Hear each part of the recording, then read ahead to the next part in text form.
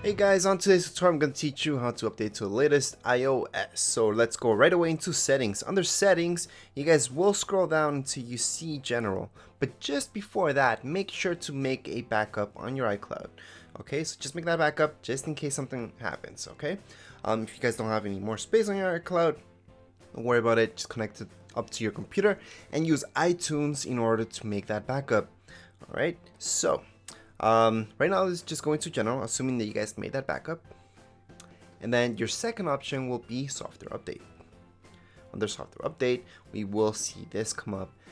It might take a little bit, and then you guys will see this, alright? So that's 11.2.2. You guys will see download and install. So at this point, we only see install on my screen because it already downloaded.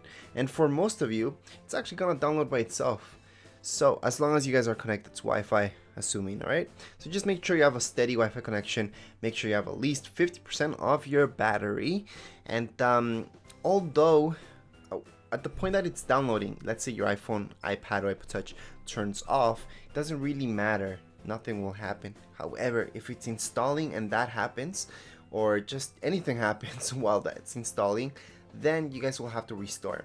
And that's why I'm recommending to make that backup before doing any updates. Although this is a tiny update that will only take you guys about 15 minutes total. That's from downloading to installing, okay?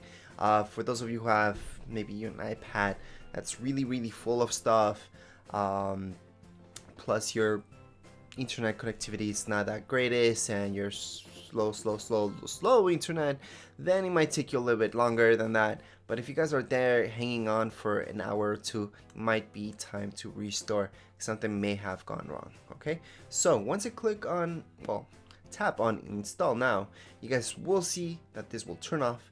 You guys will see a white screen, app logo, loading bar. After the loading bar is done, that's it for the update. You guys will see your screen back and it's all good. Will you guys have to put your iCloud ID again? No. For those of you who have a passcode, of course you will have to put in your passcode, and that's about it. That's it for this update. Anyways, if you guys have any questions, comments, you can write them down here below in the comments area. And don't forget to subscribe and rate. Thank you.